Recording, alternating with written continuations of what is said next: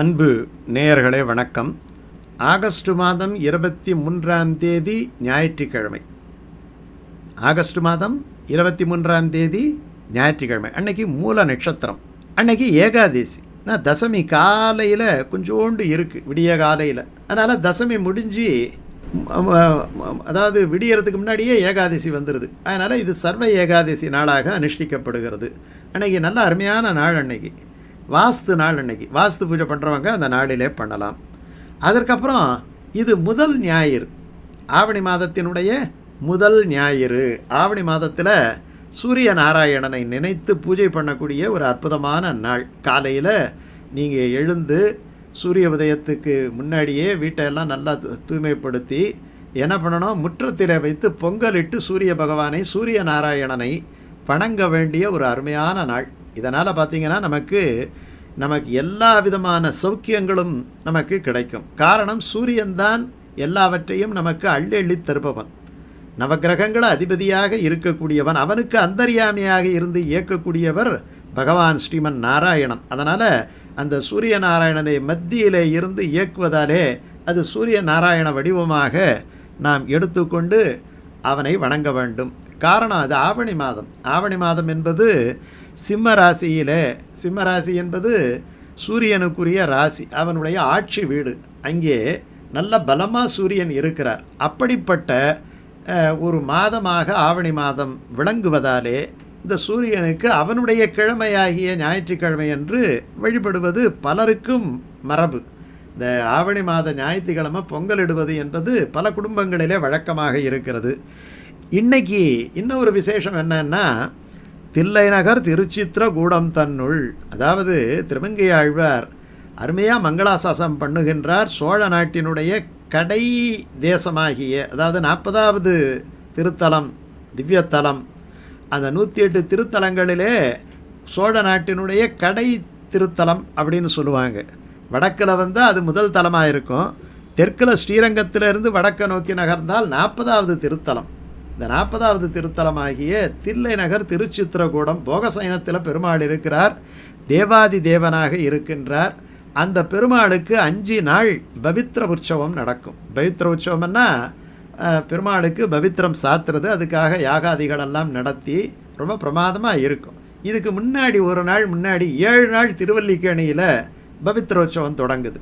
பல திருக்கோயில்களிலே பவித்திர உற்சவம் அப்படின்னு என்ன அர்த்தம்னா, அதாவது பவித்திரம்னா புனிதம் என்னட்டு அர்த்தம். பெருமாளே புனிதம், பவித்ரன் என்னட்டே அவருக்கு பேர்.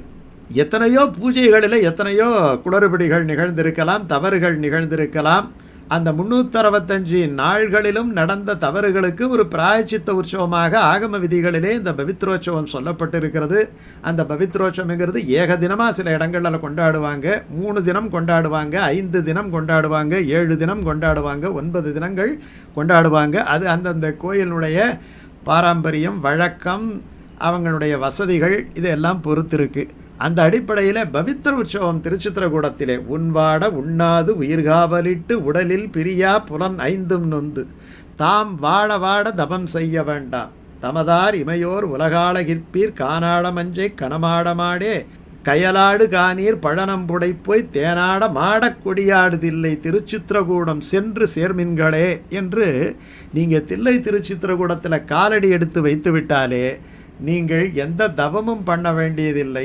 அந்த மண் உங்களுக்காக காத்திருக்கிறது. பகவான் அங்கே காத்திருக்கிறார். குலசேகர ஆழ்வார், திருமங்கை ஆழ்வார் 2 ஆழ்வார்களாலே மங்களாசாசனம் செய்யப்பட்ட இடம்.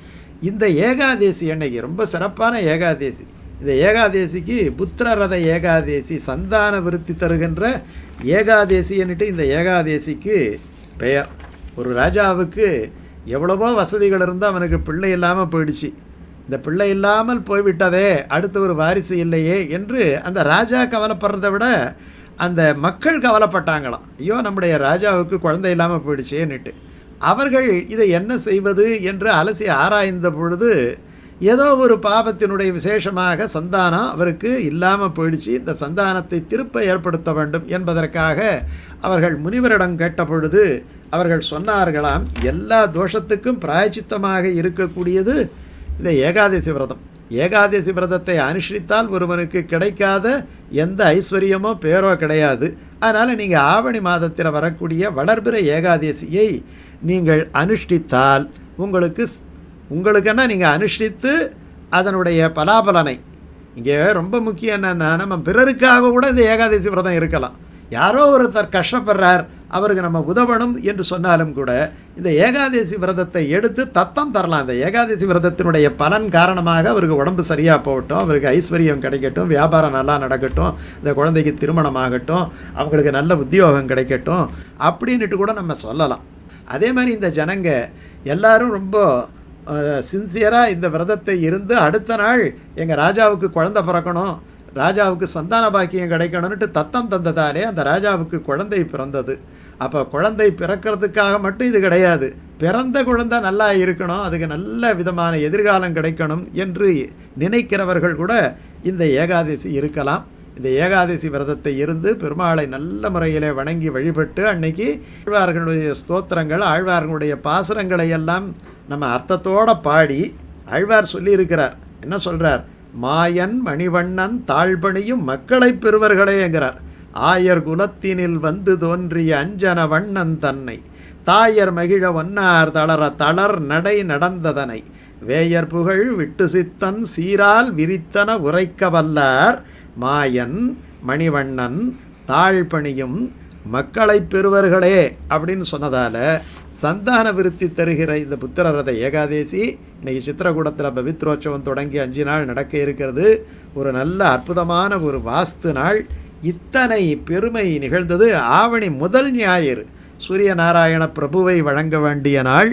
எல்லாம் நிறைந்த இந்த இனிய நாளிலே ஏகாதசி விரதமிருந்து அந்த எம்பெருமானுடைய திருவருள் கருணைக்கு பாத்திரமாகும்.